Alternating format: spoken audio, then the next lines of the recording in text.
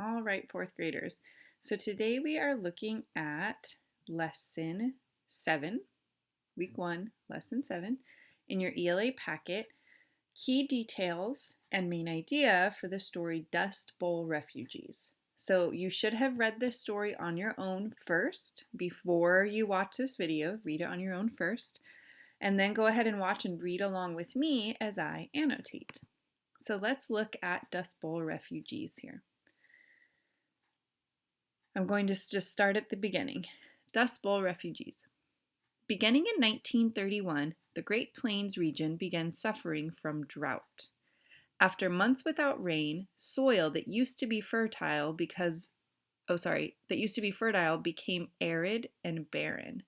Crops that were once lush soon wilted and died. Then heavy winds caused a series of dust storms to ravage the Midwest. Right, there's a few words in paragraph 1 that we might not be sure about, but right now I want to focus on key details in this paragraph. And I think what's really important is that began suffering a drought, right? The Great Plains region. So even if I'm not sure what the Great Plains region is, I know from social studies that California has 4 main regions. So I am inferring that this is another region in the United States, another type of land area. And it also says that heavy winds caused a series of dust storms to ravage the Midwest. Now that word ravage means like to be really, really harsh on or cause a lot of damage. Okay, so dust storms and drought, no rain. And you should know this already from the other materials I posted about Dust Bowl refugees. All right, paragraph 2. In 1933 alone, there were around 38 documented dust storms, or black blizzards. By 1934, the area seemed like a desert. Then, on April 14, 1935, Black Sunday happened. Winds began to blow and the worst black blizzard hit. Skies filled with dust. Houses were buried under mounds of sediment. Families tied ropes to each other as they tried to make it from their barns to their houses. Right? And here's a graphic feature here. It's a picture that shows suddenly there appeared on the northern horizon a black blizzard moving toward them. So fourth graders, you can just imagine a dust storm so bad. So all it is dust in the air, but there's so much of it that houses were actually buried under dirt because it was so dry. They had not had rain for so long, and then it got so windy, so much dust that they had to tie ropes around each other just so they could see each other to get from their barn to their house or back again. So really harsh times. All right, let's look at paragraph 3. Finally, when the blizzard stopped, more than 400,000 people had lost their homes and farms. These Dust Bowl refugees, many of them from the hard-hit state of Oklahoma, had no choice but to flee the Great Plains and relocate. They packed their cars with whatever they could carry and left their old lives behind. Many hit the road and migrated to the Northwest, immigrating to California, Washington, or Oregon. They hoped the open roads would lead to a better life.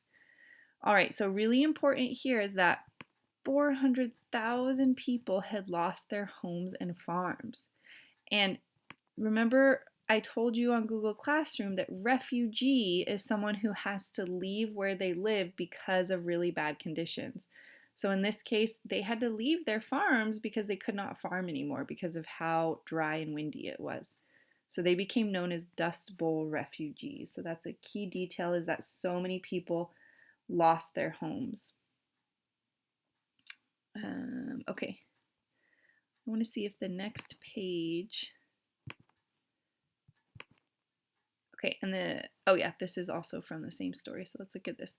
Woody Guthrie, an American singer and songwriter like others from Oklahoma, when the Dust Bowl hit, Guthrie took to the road. He traveled Route 66, working in order to support his family. He became one of the many Dust Bowl refugees. Guthrie wrote about his experiences on the road. Guthrie's songs tell of life on the road and the hope for better times. So this is actually the song, and I'll post this in Google Classroom as well. But basically, this is just some added information about this artist who wrote a song about people who had to leave their home because of the drought and the dust storms during the Dust Bowl, right? So we have three important key details here about the drought, heavy winds causing dust storms, and about people having to leave their homes. And I'm actually going to also highlight a key detail that many hit the, oh, I think I chose the wrong thing. Many hit the road and had to migrate. Isn't that, let me find the highlighter.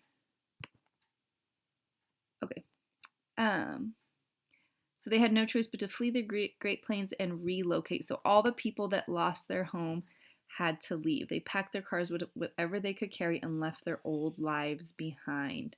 So again, you could just imagine all of a sudden having to leave where you live because of harsh conditions. So everything you know, your whole house is just taken because of dust storms, and you and your family have to just get on the road and go.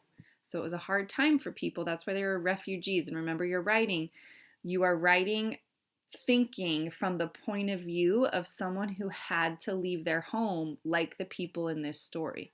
So what kind of letter would they write? What problems would they face? What would they say in their letter? Right? So now I want you to go to your key details, and it says include the paragraph number. So for example, I found a key detail in paragraph 1 that the Great Plains region began suffering drought.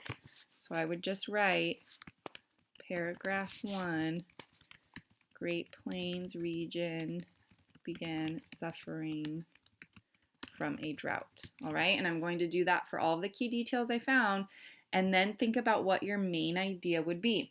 And the main idea should have something to do, you should definitely mention the drought and dust storms in the 1930s, and your main idea should also definitely mention who Dust Bowl refugees were and why they had to leave. Okay?